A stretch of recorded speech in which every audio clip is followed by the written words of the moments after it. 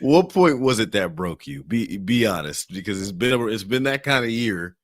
But for you to the pick six for sure. Why Because it was a follow-up after the fumble recovery. It was like back to back. It was like, wow. But yeah, let's get into it, man. Mark doesn't have any time for the pleasantries or damn, how was my Christmas or what No, I've been up I'm to. saying I want to like, warm that up. That's what I mean by let's get into it. It's just like, let's go. Let's get this is Marshawn. He's just here so he doesn't get fined. Let me send this little post out really quickly on X. Let everybody know we're live as we are every Tuesday at 5:30 on Arrowhead Pride Podcast Network. So how was your Christmas? Let me ask you first. You spent that one Arrowhead drive for parts of your Christmas day. Oh man, it was okay. Well, kind of an early-ish morning. Not used to the noon games, but still felt like Christmas. I never really take an opportunity to cover the NFL for granted, so it was cool to be there, and I had a good time. Outside of the obvious, I definitely had a good Christmas. I'll head to Dallas here tomorrow, first thing in the morning, and be in Dallas the rest of the week. Covering the Cotton Bowl. Yes, indeed. Yeah, I see Marvin Harrison Jr. is not likely to play, so that's a big advantage for you guys. That's okay. Maybe he'll catch the next one. maybe he'll be there next time the Buckeyes are. But it was good. How was Mav's Christmas? Are y'all still in Santa mode? Do y'all still do Santa for Mav? Yeah. He has a lot of toys. I'm looking at him right now. Actually, I'm recording live from my living room. He has a trampoline over here. He has a drum set. He has the Hot Wheels set up. Like it's a lot going on over here in the Gunnels household. Well, it sounds like Mav was on the nice list this year. The Kansas City Chiefs, though, especially that offense, on the naughty list. We'll break that down here on Chiefs Coast to Coast, episode 70. Mark Gunnels out in L.A., Aaron Ladd here in Kansas City. So is Steven Serta, who's back behind the board as we recap another Kansas City loss here on Coast to Coast. The good, the bad, and the ugly from that one. We'll go to Vegas and recap how Mark did before he gives us 3 more plays ahead of the Bengals game. Another miss for Harrison Butker. Is it time to panic on the Kansas City special teams unit? We'll talk about that. And then look at the running back room as Isaiah Pacheco leaves the game early dealing with a concussion. Can't have Chiefs Coast to Coast without you all, the fam, the listeners. Last week's chat was very active, and it was an active voicemail line. We got one other voicemail we'll get to, but if you're rocking with us on the day after Christmas here, chime in, hashtag C2C. Let us know what you think is wrong with the Kansas City Chiefs or how much money Mark has stolen from your kids' Christmas this year, or, just we want to hear from y'all. It's a rough one, man. I feel like I'll go 1-2 every week at this point.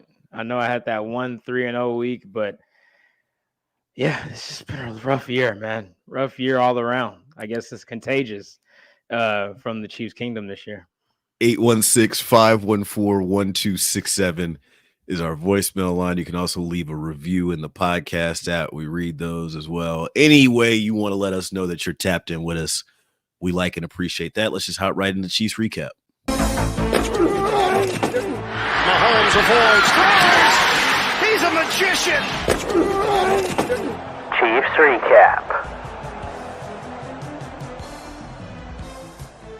We're not going to go heavy on the notes with this one because this is just a vibes cast. After the Chiefs fall to the Raiders 2014 on Christmas afternoon, Patrick Mahomes, 27-44, 235 yards, a pick, and a passing touchdown at the end. The run game left a lot to be desired as well. Patrick Mahomes is actually KC's leading rusher in this loss to the Raiders. He finishes with 53 rushing yards on 10 attempts. For Aiden O'Connell, the story can be told in one stat. And I think this stat is it's very telling, Mark Gunnels. Aiden O'Connell did not complete a pass. He was 0 for 10 after the first quarter. Finished the game with 9 completions on 21 attempts for a total of 62 passing yards And Devontae Adams, all pro wide receiver, all world wide receiver, one of the best in the league, is limited to just 4 receiving yards on the afternoon. I mean, you were to hear those 2 stat lines pregame, you think Kansas City, no matter how ugly it is, they come out with the win. But it's just that disastrous 7 seconds, as we kind of alluded to in the lead up, Mark Gunnels. The fumble on kind of a Ferrari package, something handoff with Clyde Edwards-Helaire, hands Vegas a scoop and score. And then the very next play, Mahomes is intercepted by Jack Jones, who was talking a little bit in the lead up the week before about the magician and stop the magic and all that. Well, he pulled a rabbit out of his hat with that pick six and ended up, that was the difference for Kansas City between them and Vegas. So the first point here, we'll toss it to you on this one, Mark Gunnels. Kansas City's offensive issues continue. Is it fixable? Because Mahomes was at the podium after the game and said, if we can clean it up, I'll do his voice a little bit. We can clean it up. We can clean it up. We'll be good to go, or something like that. He's like, if we clean it up, we can beat anybody. But can you clean this up with 2 weeks left and the division still hanging in the balance? Well, I'll start here, and shout out to Chris in the chat waving at us. It's not as bad as it was yesterday. We're recording here on Tuesday. That was rock bottom. Now, in previous games, we've seen this offense move the ball pretty fairly consistently, but they would have a turnover or a penalty that kind of stalls the drive out. In this game, they didn't have anything going. Like, they weren't moving the ball at all. I mean, I know they had a couple of drives here and there towards the end, but yeah, for the most part, it was 3 and outs. It felt like consistently throughout the whole entire game. Every time they did a drop back, the edge rushers were right in Mahomes' face. He didn't have any time. And then even times when he did have time, he didn't think he had time because he was so used to not having it. And he would maybe create pressure when it wasn't even there or run out the pocket when it was actually clean. And that's the problem. When things are going on like that early on in the game, as a quarterback, your clock, it speeds up, even though it may not have to on certain plays when it's actually blocked well. But since you're so used to it not being done that way, you just have that habit. And I think that's what you saw yesterday in particular. And also the play calling didn't help. This offense is not designed for this drop back passing game. Shotgun, 4 or 5 wide receivers wide.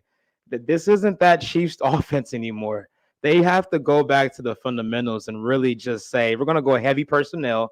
We're going to put out 2 or 3 tight ends, run the ball, go under center, use some play action, some screens. Like, that's the type of game they're going to have to play, is keep away, which sounds crazy for a Patrick Mahomes offense. But that is where we have come to, Aaron Ladd. They have to be the ones to play keep away now and play ball control. This is not a fireworks offense. They're not getting anything down the field at all. As you can see, defensive backs, they're just sitting on routes. They're not even scared of guys going over the top. That's why you saw that pick six, because they're like, you're not going past 15 yards. There's no threat of that. So that's why everything is so hard, because you have to nickel and dime your way down the field. And that's just so hard not to make a mistake when you're relying on 10 to 15 play drives. You don't have a cheat code to get you a cheap 40 to 50 yards on any given play. That's not happening with this offense right now. So that's what it is. They have to face reality. I know Andy Reid has a vision for his offense and what it should look like, but sometimes you got to go with what you've seen thus far. And we have 15 to 16 weeks of evidence that this team is not built for that type of offense. It's time to go back to just some old school football, man, and get ugly, because that's what we're going to have to do. Because the one thing I can say, though, this defense is going to keep you in the game. The Chiefs don't get blown out. That's one thing I can say. Well, I came on here and said that after the Eagles game. That's why I still, whether you want to call it delusion or not, still have some confidence that they can do something in the playoffs, because I know they're going to be in games. Like, the biggest gap in margin was that Broncos game. I believe they lost 24-9, but in that game they had 5 turnovers. That's even egregious for this year's Chiefs offense. So I think you could hang your hat on. We're going to play defense. We're going to be in every game, but can the offense just do enough? Can they just do enough? We got an active chat kicking up here on Chiefs Coast to Coast episode 70. Scarce Insight says, objectively, it's not what the Chiefs did badly. The Raiders, man on man, physically dominated. I'm going to push back on that a little bit as we try and figure out what went wrong for Kansas City in the 20-14 loss on Christmas Day. This was another example of kind of what we've been talking about all year long. It's a one possession loss where Kansas City effectively shoots themselves in the foot and hands the other team the game. It wasn't the penalties that we had seen in previous games. It was, for me, the two turnovers that led directly to 14 points, paired in with kind of what people were saying in the chat now. Like, the offensive line, they got taken to task yesterday, and this was kind of something that we had touched on in previous episodes, and it had shown its head at times, but Kansas City did enough to win or did not enough to lose, where other things happened that took us away. But in this game, all 4 quarters, it seemed like Max Crosby was having his way. Wanye Morris got his welcome to the NFL moment, if you will. Jawan Taylor continues to rack up the penalties and really is starting to seem like you're not getting your money's worth if what you thought you were getting for the $20 million a year. I'm worried that the question that we started with this whole thing off is it fixable? Can you clean this up with 2 games left in the regular season? And the answer is no. Like, you scapegoated Sky Moore and Kadarius Toney, and they weren't there yesterday. So you pretty much had to play with the guys out there who people said were pared down to your best options. Look at the way they came out. I mean, you hang your hat on the first 15, Mark Gunnels, like, the first 15 were not crisp, clean, and attention to detail played. Like, they went 3 and out to start the game for the second week in a row. Like, you expect teams to be humming this time of year. You expect to be paring down to what your best plays are and what you score, where your scoring plays are. Serta chimes in our private chat and says 21 pressures allowed by the Chiefs offensive line, according to Pro Football Focus. Wanye Morris had 13 of them, and Jawan Taylor had 4 of them. Like, the Raiders did play physically. They did have a message, and they have been kind of rallying around Antonio Pierce and trying to, really adapt that Raider mentality down the stretch here. But I still see this as another example of KC had plenty of opportunities to take advantage and win this game and clinch an 8th straight division title. And that 7 seconds of ball just didn't work. Yeah. I mean, I was just doing the math in my head. If you take away those 2 defensive touchdowns, the Chiefs win 7-6 or 14-6. The Raiders only scored 6 points offensively in that game, man. And it has to be so frustrating for that defense, right? I mean, you're out there playing your hearts out, not allowing a completion for 3 quarters. I've never heard of that before. And then you still lose the game. It's just completely heartbreaking. But back to the question, I'm still going to keep banging the table, man. This is fixable. It is fixable. It's not. What I said earlier, they have to change their philosophy. You don't have to change. You can't change philosophy. It's too late in the season to be changing philosophy. I'm not saying change the playbook. I'm not saying, but you can change the play calling in situations. Why are you drop back? Why are you playing drop back football? Like, when your offensive line is continuously to get beat. You saw the stat that Serta gave us. They allowed 21 pressures, but you're still doing 5-7 step drops. Why? It makes no sense. Is it illegal to go under center? Is it illegal to have 2 or 3 tight ends out there and 12 and 13 personnel? Well, I think the truth is their run game is so, even if you don't want to say it's inefficient, if that's too strong of a word, it's not creative enough to where they can line up and defenses know, oh, we're not sure if this is a run or a pass. Like Kansas City's run game is at the point now, especially with Jerick McKinnon. I know he was moved to IR. This happened since the last time we recorded. He's going to miss the last end of the regular season. And now Isaiah Pacheco is being evaluated with a concussion, likely will monitor his status. We'll just say that.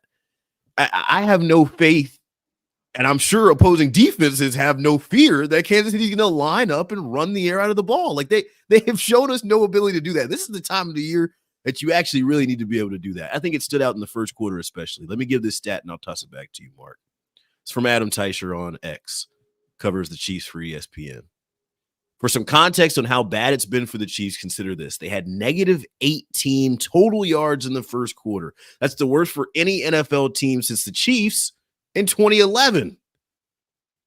Tyler Palko was the quarterback and Todd Haley was the coach. He was fired the next day. Negative 18 yards in the first quarter. I don't see that as, hey, we can just go back to the drawing board and fix what the issues are, because when you go back to that drawing board, where are you pointing to as we were humming as a clean operation and we were playing our best football? The Chicago game?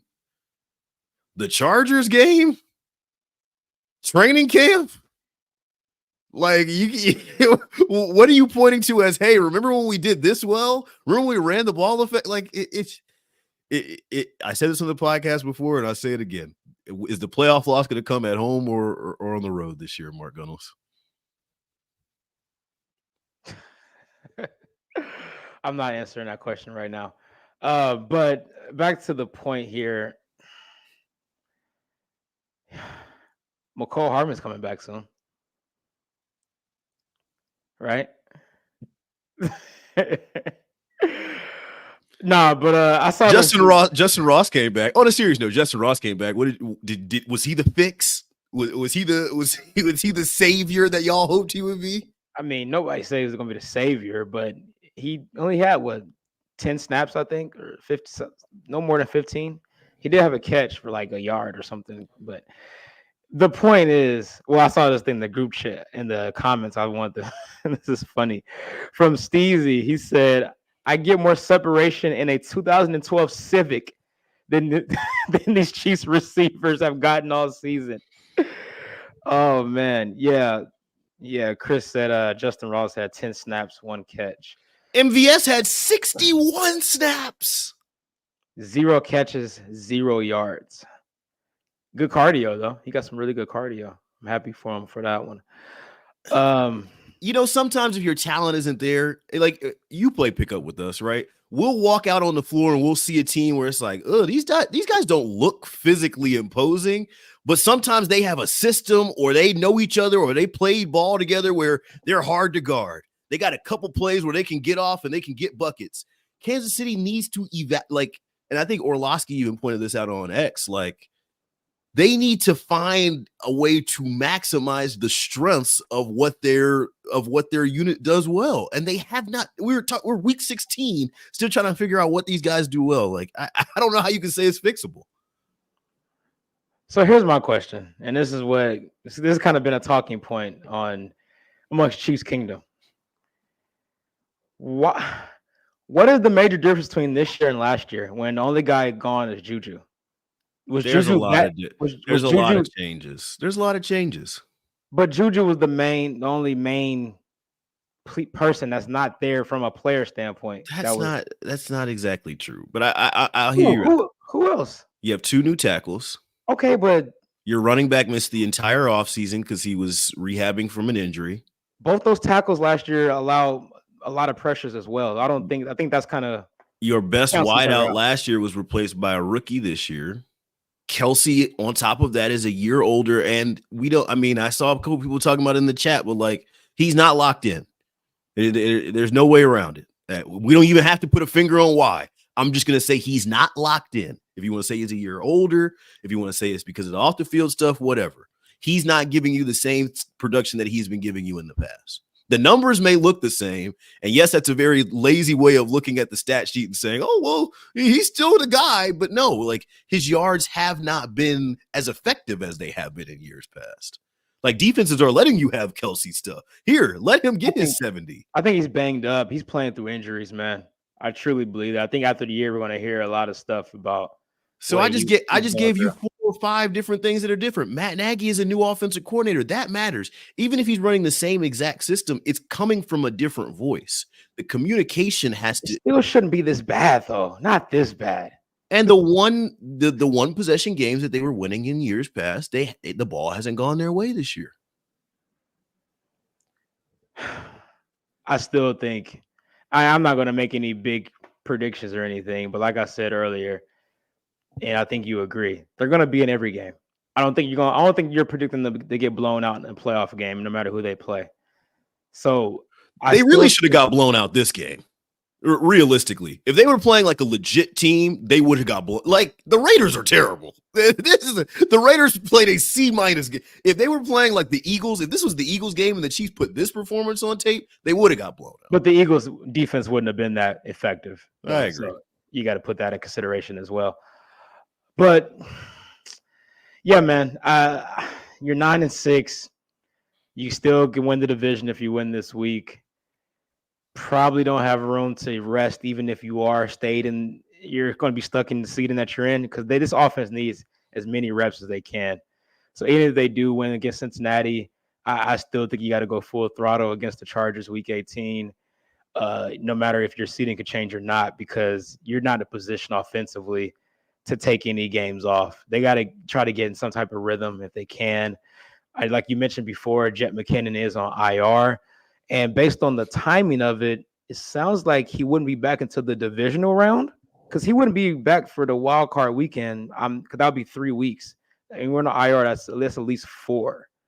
So if I'm right on my math there, I don't think he'll be available to divisional round. That may be a sir to ask. I'm not sure if you have to exactly miss 4 games or or regular if it's just season the time. I Okay. don't know the exacts on that, but we can have sort of look at that. I got the notes from Dan Orlovsky and then one other note from X. Orlovsky said the Chiefs are not good enough to play shotgun drop back football on a play-by-play basis anywhere except for quarterback, which is talking about your point from earlier. They have to protect their tackles more and hand it off. They need help in their skill position to get open using more play action pass. They have to help their weaknesses, not expose them, which we've been begging for quite some time.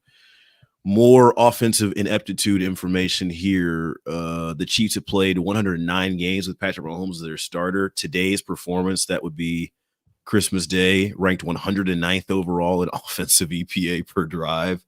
It's dark.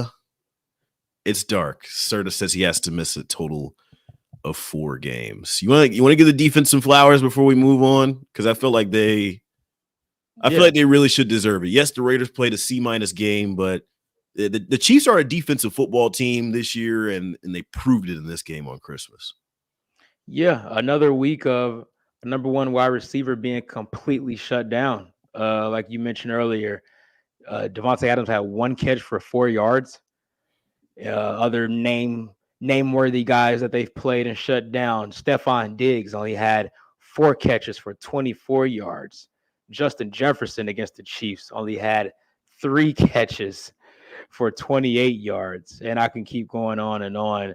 And the more these performances keep racking up, the more smiling L'Jarius Sneed's agent is doing.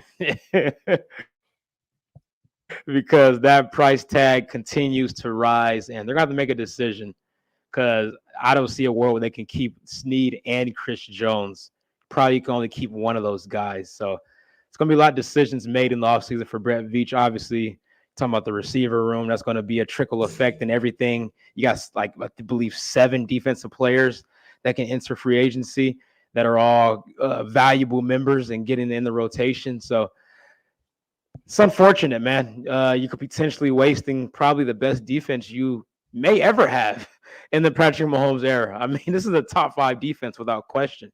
It's going to be hard to replicate that again, especially when you want to build up the offense and bring some more receivers in for the foreseeable future. So in a year where it seems like a lot of teams are down, especially in the AFC, now the Ravens look like they're definitely the cream of the crop amongst everybody else. But all in all, I think this could be a blown opportunity when you have this great defense, but a very, very frustrating offense. I want to get your panic meter on Harrison Butker. The Chiefs kicker missed his second attempt in consecutive weeks and second of the season. It was a 36-yard attempt that did kind of loom large down the stretch. This is something that I kind of joked about in pre-pro. Like, I remember coming on this platform all year last year, dissecting the hold and the snap, and we're talking about Dustin Colquitt, and we're talking about all this stuff and the special teams getting spicy in the smoke. And last week, it's underinflated footballs.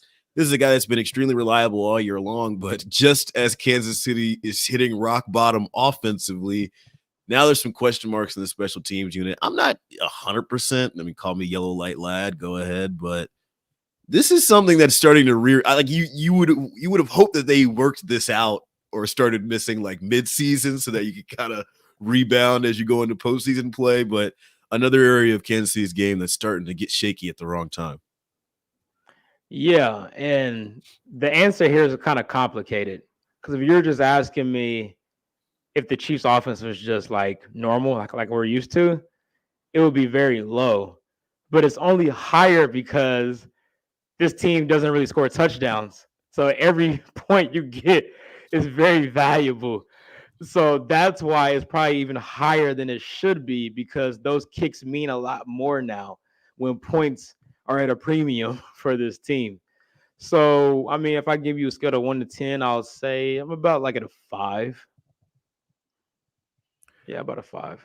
I think what worries me the most is just, maybe this doesn't worry me the most, but they just can't seem to string together consecutive scoring drives. Like, this is KC's first 4 drives: punt, punt, punt, touchdown. So then once the touchdown happens, and that did inject some juice, defense gets to stop, you get the ball right back, fumble, interception, missed field goal, downs. And it's like all the momentum that you built up. And I came on here like maybe a month ago, and we're like, hey, if you score 21 points a game with your defense, like, you're sitting good. You're in great territory. If you can get 3 touchdowns a game, another game where they failed to score. I do want to highlight one thing, though. Yeah, go ahead. Especially watching the game yesterday, and kind of been the theme throughout the year.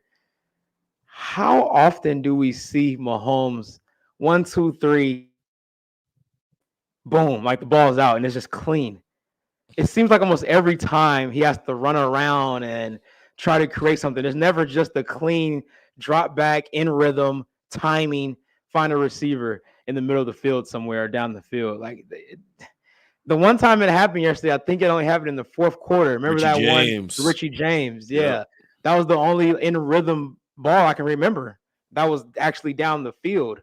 And I do want to highlight that, as all the negatives and things like that, maybe you found a little something there in Richie James yesterday. I mean, he had 3 catches for 54 yards. That's about an average of 18 a catch. I mean, I'm reaching for anything I can right now to feel a little better about this offense, Aaron. So you got to bear with me. But we have been talking about Richie James on this platform, though. This is dark days. This is dark days. Right here. But we have been talking about him on this platform as a guy that is a real receiver. Like we always talk about how he had 600 yards last year with the Giants with Daniel Jones at quarterback. And, I mean, this is a bad group, so you got to pick the best out of the bad. And, I do think you could have maybe found something there, them connecting on that ball. Maybe there's some chemistry there, some trust building there between those two guys. So I do look forward to seeing Richie James during these last few games.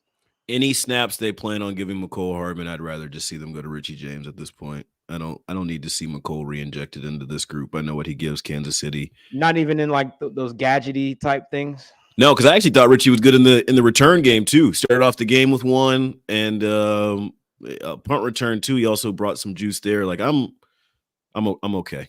I'm good there. Let's update the chat a little bit. Very active chat who's got a lot of things to say.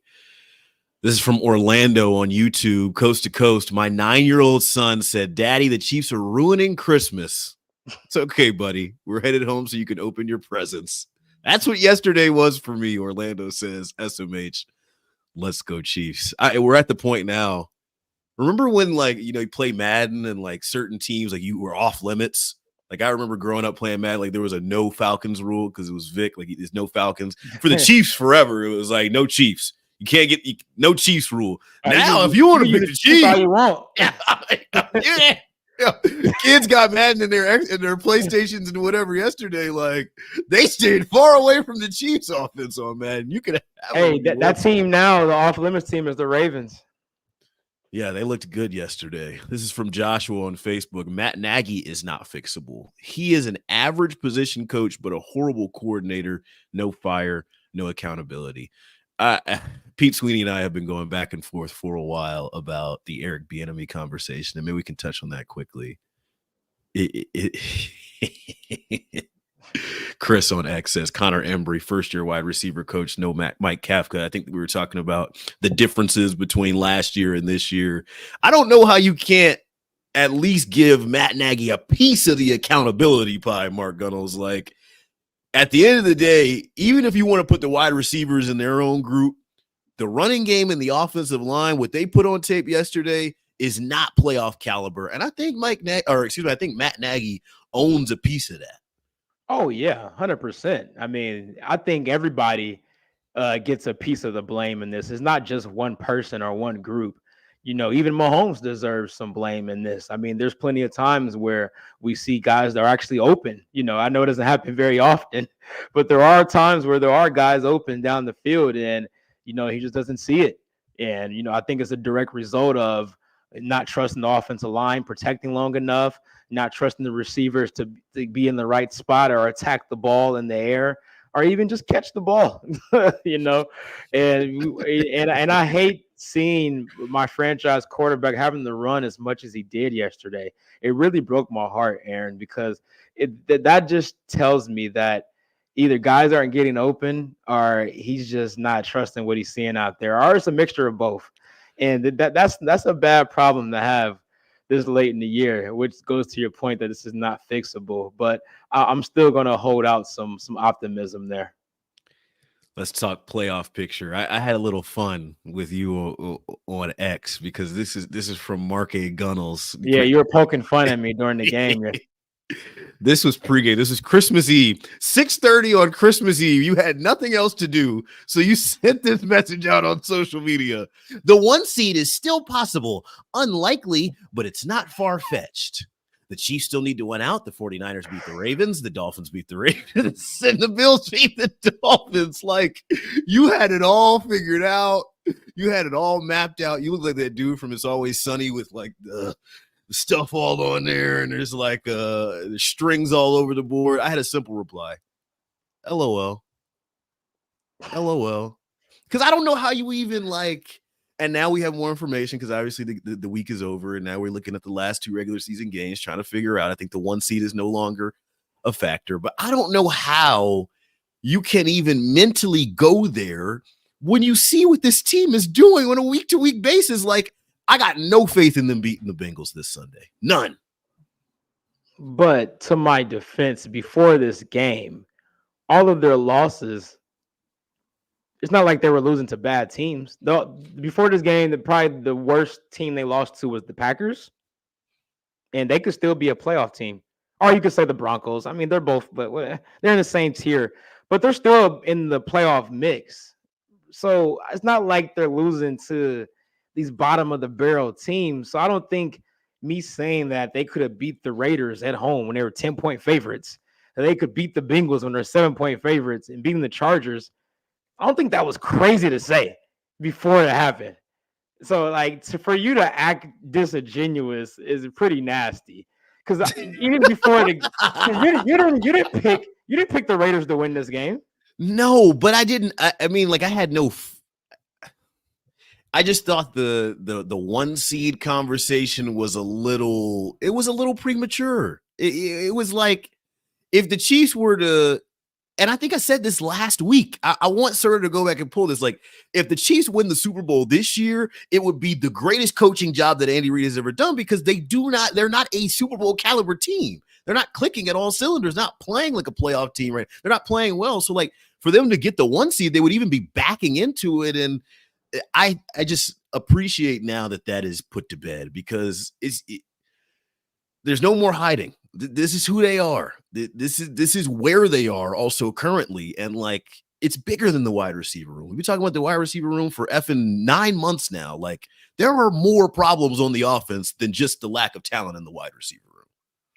Yeah, for sure. And I mean, you can't blame me, man. I'm used to the Chiefs coming out and somehow getting some luck happen at the end where the seating just works out perfectly for them. So I still thought it was a possibility, man. So What seed you thinking now? What's the most likely scenario you see here? 2 games left. Bengals, Chargers.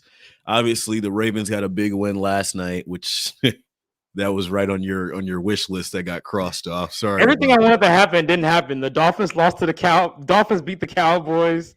The Niners lost to the Ravens, and the Chiefs lost. You went over me. I went over 4. But so I mean, they'll most likely settle in where they're at now as the 3 seed because here's the thing.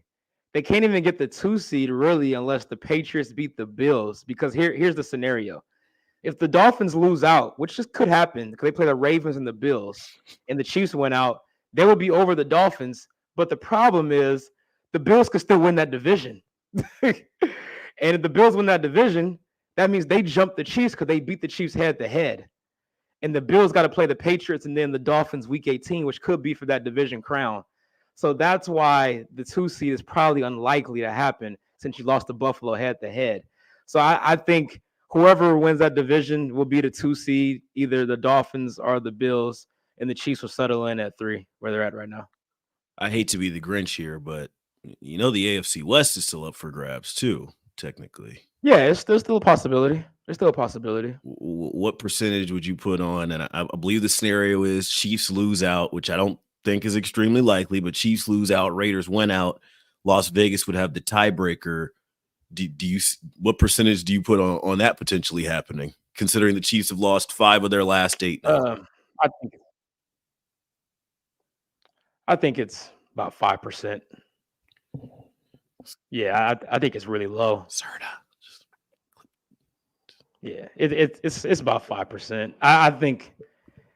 I mean, because the Raiders. I mean, let's go into this world where the Chiefs lose to the Bengals. Let's just go there.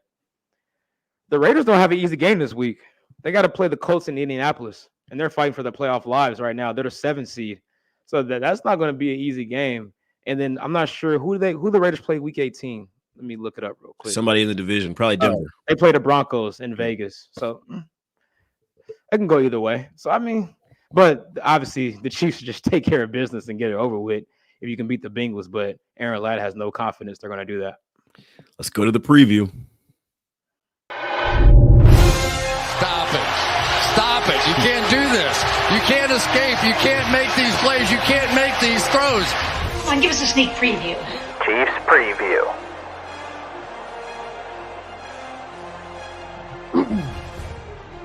Week 17 in the National Football League, Kansas City Chiefs will play host to the Cincinnati Bengals, quarterbacked by Jake Browning. 9-6 Chiefs, 8-7 Bengals, 3:25 kick on New Year's Eve from GHA Field at Arrowhead Stadium. Look, to me, first note here was on injuries. It's all about Pacheco, and we've been talking about the struggling run game, and we'll keep an eye on Donovan Smith and his availability after Wanya Morris has kind of a rough day against the Raiders. But if Isaiah Pacheco can't go on Sunday, and I think the stat is that no player who sustained a concussion in 1 week has cleared protocol and made it back in time this entire season in the fallout of the two. There's been a couple of guys since that. There's a couple of guys who have done it. Trevor Lawrence did it just recently, and it was somebody else I can't remember right now.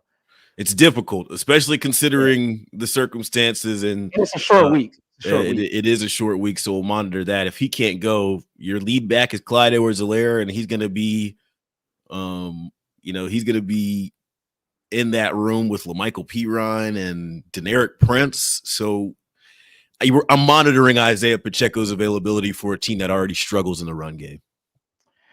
Yeah, it's definitely problematic, especially since you already have McKinnon out.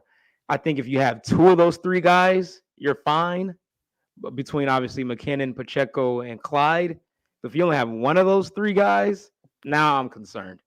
Because now you have to really rely on Piron to be your running back too, and haven't seen anything on that front to have any confidence that he can be a stabilizing force there.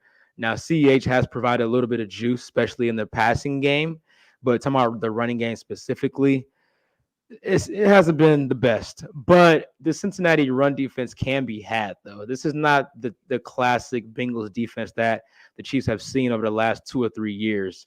They lost some guys to free agency and injuries of that sort.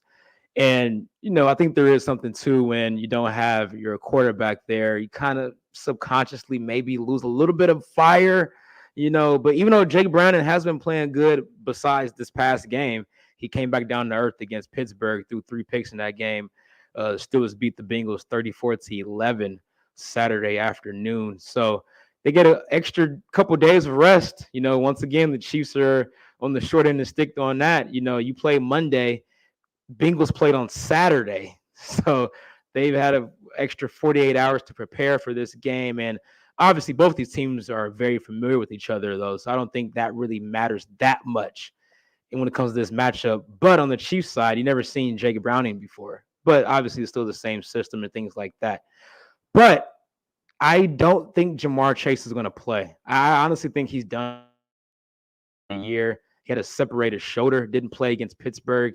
That's a tough injury to come back from. And I think the way they lost that game, they may quietly be mailing it in, maybe. But obviously against the Chiefs, they're going to really want to win just because, it's still bad blood there. Bengals Chiefs thing, even though Joe Burrow's not there, I think they still want to win that game. But I think his injury is bad enough to where they're not going to risk a separated shoulder for Jamar Chase. And it's in Burrowhead too. Stop it. That name's retired, man. Does Kadarius Toney come back and play this week in your opinion? I think he does. It seemed like he was not, he didn't practice last week, but I think it was more precautionary. Especially now you got precautionary. Because you have a short week. So I don't think they wanted him to play on Monday and then have to play 6 days later. I know I get it. I know it's crazy, but I really think it's a thing with Tony, man. As sad as it may be, Aaron, I think it's some truth there that he's kind of on a pitch count, low managing, man. While Aaron is just rolling his eyes over there for you audio listeners right now. Oh man. The line is 7.5 for this one. I know we're about to go to Vegas in a second and get your picks. I can't believe that. That to me feels like a lot of points for a team that really, if they get down 10 points, the game is over. If KC gets down double digits, the game is over in 2023. It's amazing to say that considering what we saw in February. Come on, they came back down 14-0 against the Raiders in Vegas just a month ago. This is not even that team. This is not even the same team that played in Vegas a month ago. Their tackles are worse, their running backs are worse, and their wide receivers. I can't argue. I have no pushback. What is your main take on this game, though? You say you have no faith, so it sounds like you're picking Cincinnati to win. Yeah, I'll take Kansas City by 3, but I don't really have much faith in that pick, really. I don't. They got to win these. They got to win these 24-14 ball games. They got to win these.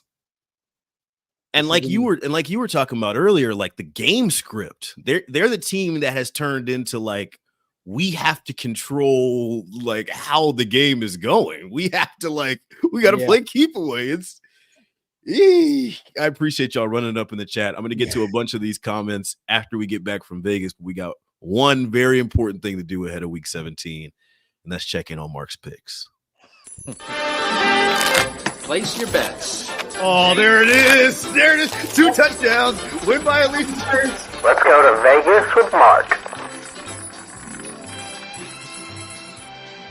Oh, brother. Give me the bad news. I mean, if MBS is out there running cardio on Christmas, what are you doing in Vegas? Lord of mercy. Just building new houses, man, in Vegas. Building new casinos. That's what I'm doing. I'm helping the casinos They out. see you coming and just open up. Oh, their eyes get big when Mark Gunnels walks in. Oh, they know it's going to be a good day. Mark Gunnels went 1 for 2 last week. He had the Chiefs. It's the spread. I think the number you gave me was 10. Then you took the over on Mahomes passing yards at 269.5. He low-key came closer than he should have. He ended up Way closer.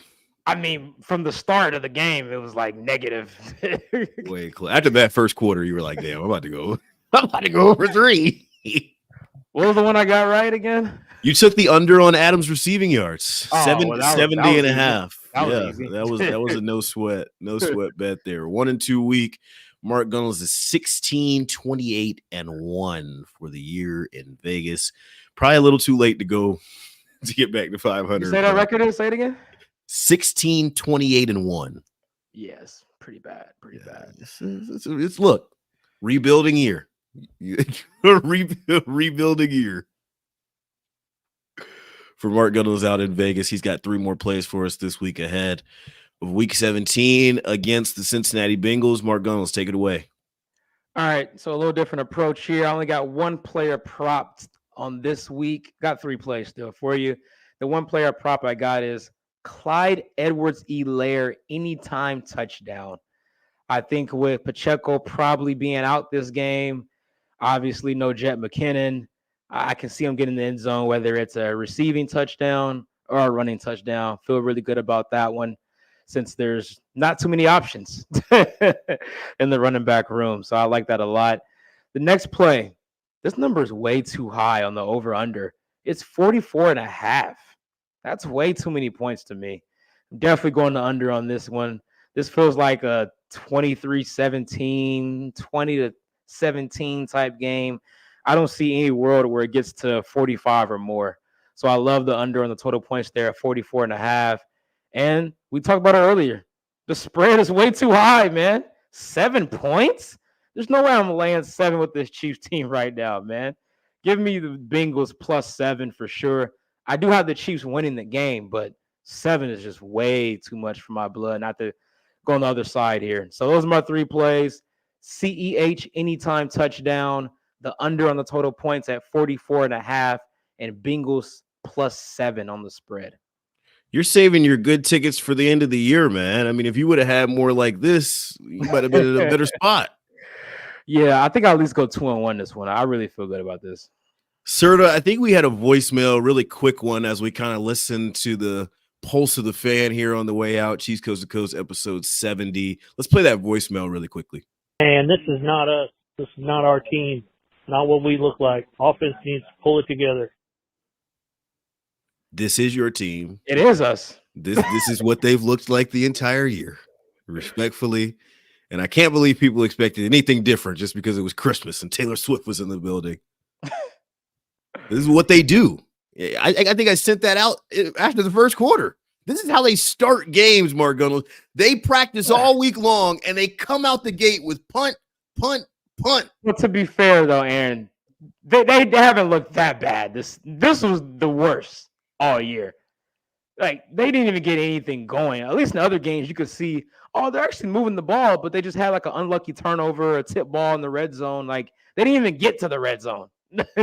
Like, so I think you're being a little unfair saying that as far as this particular Raiders game, because they have not looked that bad. Negative 18 yards after the first quarter. They're the worst fourth quarter scoring team in the National Football League. No, I get that. But I'm just saying they haven't looked this bad throughout an entire course of a game all year. I can't point to one game that looked this bad this season. KL on YouTube says, even if we win the next 2 games, does it matter? It's a good question. So I'm gonna break down the scenario again.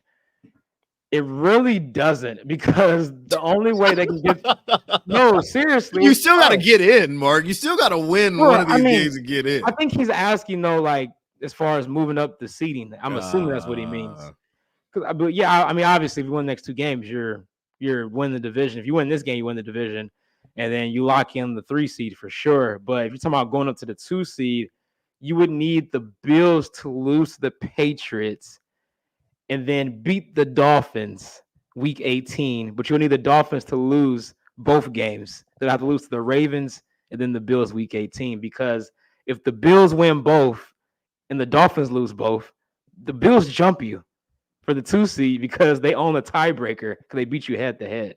Unless I'm wrong on that, Serta. Well, yeah, they lost to him. Yeah, but they play him again. Yeah, they did. But I don't see them getting swept by the New England. Serta said Bills have already lost to New England. Oh, I guess you didn't. Oh, I see what you're trying to. I see what you're saying. Yeah, they play again this week. Yeah. Orlando wants our thoughts on why MVS gets $11 million to run wind sprints and outsnapped Rice and James. I did think the MVS, and this dude's gotten piled on a lot. We talk about scapegoating. I mean, because it was just an easy transition for everybody to go from Skywarn, Kadarius Toney to MVS. Like, he's had a bad year. He's regressed. I said on this platform before the year, if he made the biggest leap forward, Kansas City would benefit offensively. Had 40 catches on 80 targets last year. Both of those numbers slashed in half. And I thought we were actually trending away from MVS. But with the 2 guys out, he was injected back into the lineup in a big way and hasn't been great.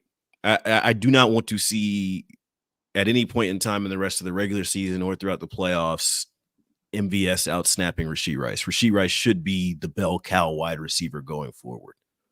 Yeah, 100%. I mean, yeah, I just can't wait to see how this receiver room looks in the offseason, man. It's a lot of decisions to be made from Brett Veach, and we'll get to it. I know a lot of people are already ready to end this season. I'm not there yet just because the defense is really, really good, but it's looking brim.